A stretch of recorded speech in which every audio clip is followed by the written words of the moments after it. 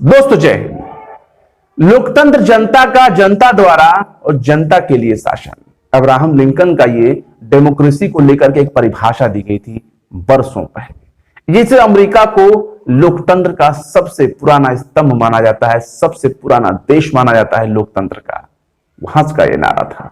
लेकिन साल 2014 के बाद भारत में क्या नारा बना? लोकतंत्र नारा नहीं बना। रोटी, कपड़ा, बेरोजगारी, शिक्षा, महंगाई, ये सब नारा नहीं बना। एक नारा बना, भारत में जो रहना है तो वंदे मातरम कहना होगा। एक नारा बना, भारत माता की जय।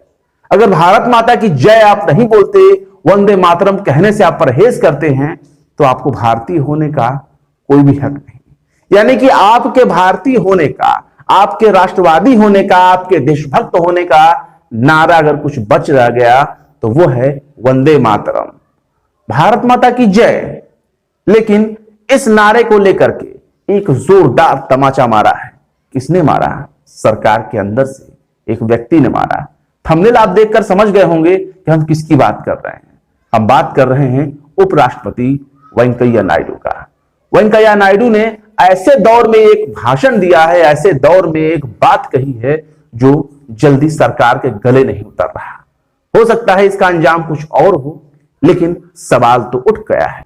और वेंकैया नायडू ने क्या बात बोला है? वेंकैया नायडू ने जो बात कही है वो सच में मोदी सरकार के मुंह पर एक तमाचा है। वो सच में देश में जो बुनियादी सुविधाएं लोगों को मिलनी चाहिए उनसे वंचित किया जा रहा है, उसके ऊपर एक तमाचा है। उस राष्ट्रवाद के मुंह पर तमाचा है जिस राष्ट्रवाद को लेकर अंधभक्त दिन रात लोगों को गालियां बकते थे। अंधभक्त जिस राष्ट्रवाद के नाम पर लोगों को बकबक किया करते थे, उन्हें परेशान किया करते थे, लोगों को देशद्रोही और राष्ट्र विरोधी होने का सर्टिफिकेट दिया करते थे। तो जरा गौर कर लें, वेंकैया नायडू ने अपनी एक सभा में कहा है कि राष्ट्रवाद का मतलब सिर्फ जय हिंद कहना नहीं। जरा गौर करिएगा, राष्ट्रवाद का मतलब सिर्फ जय हिंद कहना या जनगण मन गाना या वंदे मातरम गाना नहीं है। तो क्या है राष्ट्रवाद? इन्होंने इसी चीज को बताया है। इन्होंने कहा है कि जय हिंद का मतलब हर भारतीय की जय हो। बिल्कुल, हम भी इससे इत्तेफाक रखते हैं। जय हिंद का मतलब हर भारतीय का जय हो, जो तब संभव है जब उसकी जरूरतों को ध्यान में रखा जाए। यह है मेन पंच लाइन, जिसे हम बोलते हैं मेन कंटेंट न्यूज की भाषा में वो ये लाइन है कि जय हिंद का मतलब हर नागरिक की जय हो। लेकिन यह तब संभव होगा जब उनकी जरूरतों का ध्यान रखा जाएगा, उन्हें ठीक से खाना मिलना हो, उन्हें कपड़े पहने भेदभाव से सामना ना करना पड़े। मतलब उन्हें रोटी, कपड़ा, मकान, बेरोजगारी, शिक्षा, ये सब जो मेन जो बुनियादी चीजें हैं अगर किसी भारतीय को मिल रही है तब तो जय हिंद है, तब तो राष्ट्रवाद है, तब तो सबकी जय है। वरना क्या होगा? वरना तो आप समझ लीजिए कि बस डेमोक्रेसी के नाम पर, लोगों की सरकार के नाम पर, लोकतंत्र के नाम पर एक मजाक है। वेंकैया नायडू काफी सीनियर लीडर माने जाते हैं, most senior leader south India के माने जाते हैं। और साउथ इंडिया से आने वाले इनसे बड़ा कोई फेमस चेहरा जो है हमें नहीं लगता कि कोई और होगा। लेकिन इन्होंने जो बात कही वो बड़ी बात कही है। यानी कि अगर आपको इस लोकतंत्र में, इस राष्ट्रवाद के दौर में अगर आपको रोटी नहीं मिलता, कपड़ा नहीं मिलता, बुनियादी सुविधाएं नहीं मिलती, आपको तन पे कपड़े नहीं मिलते, आपको खाने के लिए भोजन नहीं मिलता, तो यह राष्ट्रवाद नहीं है। फिर क्या है? फिर तब लोगों का जय नहीं होगा, फिर नागरिक की जय नहीं होगी। क्या होगा? इन्होंने बहुत कुछ कहा है, और क्या कहा है इस पर भी गौर करिएगा। इन्होंने समझाया है कि राष्ट्रवाद है क्या और इसकी सीमा क्या है, इसकी हद कहां तक है। ये गौर करने वाली बात है। वेंकैया नायडू ने कहा है, क्या कहा है वेंकैया ने? राष्ट्र का मतलब भौगोलिक सीमा नहीं, यानी कि कोई बॉर्डर नहीं है, यहां तक ये दहलीज हो गई, ये कंट्री हो गई, ये देश हो गया और यही राष्ट्रवाद है। क्या है? इन्होंने कहा है कि राष्ट्र में सब कुछ है, उनका कल्याण राष्ट्रवाद है। हमारी एक शानदार सभ्यता है जो एक दूसरे की देखभाल करने और समस्याओं को साझा करने का प्रतीक है। हमारे पूर्वजों ने हमें यही शिक्षा दी है कि पूरा विश्व एक परिवार है। हमने भी बचपन में किताबों में पढ़े, क्या पढ़े? वासुदैव कुटुंबकम, समस्त विश्व परिवार है। लेकिन जब हम राष्ट्रवाद के नाम पर तौलने लगते हैं तो राष्ट्रवाद का मतलब तो बहुत कुछ निकल रहा है।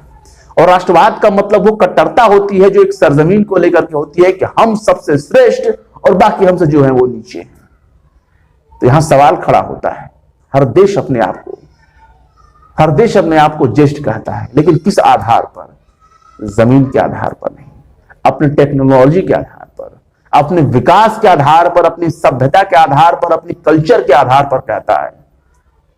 लेकिन जब हमारे यहां बात आती है खासतौर से 2014 के बाद, तो राष्ट्रवाद का मतलब होता है एक नारा, राष्ट्रवाद का मतलब होता है एक धर्म विशेष, राष्ट्रवाद का मतलब होता है वो सांप्रदायिक ताकतें जो उस दौर में तो बिल्कुल भी गायब थी, जिसे हम अंग्रेजों का दौर कहते हैं। उस दौर में उनका कोई योगदान नहीं मिलता जिस दौर में अंग्रेजों ने हम भारतीयों पर शोषण किए, हमारे पूर्वजों को सताए, हमारे पूर्वजों को, हमारे आबाओ अजदाद को फांसियों पर लटका दिए, हमारे आबाओ अजदाद को, हमारे पूर्वजों को दर बदर कर दिया। और इसके साथ ही उसी राष्ट्रवाद के नाम पर हमारा देश भी तो बट गया, एक बड़ा देश, एक बड़ा भूभाग जो आज अलग अलग हो गए। तो सवाल यहां है कि वेंकैया नायडू ने क्या सरकार को रास्ता दिखाया है? क्या वेंकैया नायडू ने राष्ट्रवाद के नाम पर सरकार को आईना दिखाने की कोशिश की है? तो मेरा तो यही मानना है कि जिस तरह के शब्दों को कोड उन्होंने किया कि आपको कपड़े पहनने के लिए नहीं, आपको भोजन नहीं, तो इसका मतलब क्या है?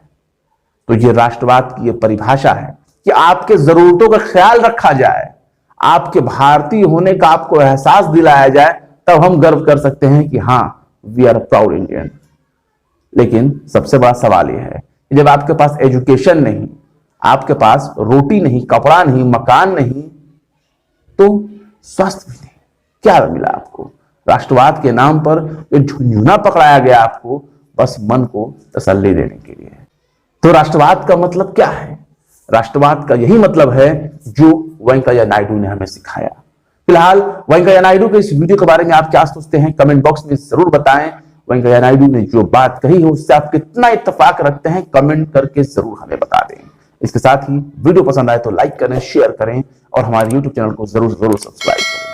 फिलहाल दीजिए इजाजत, फिर मिलते हैं किसी और वीडियो में किसी नई खबर के साथ।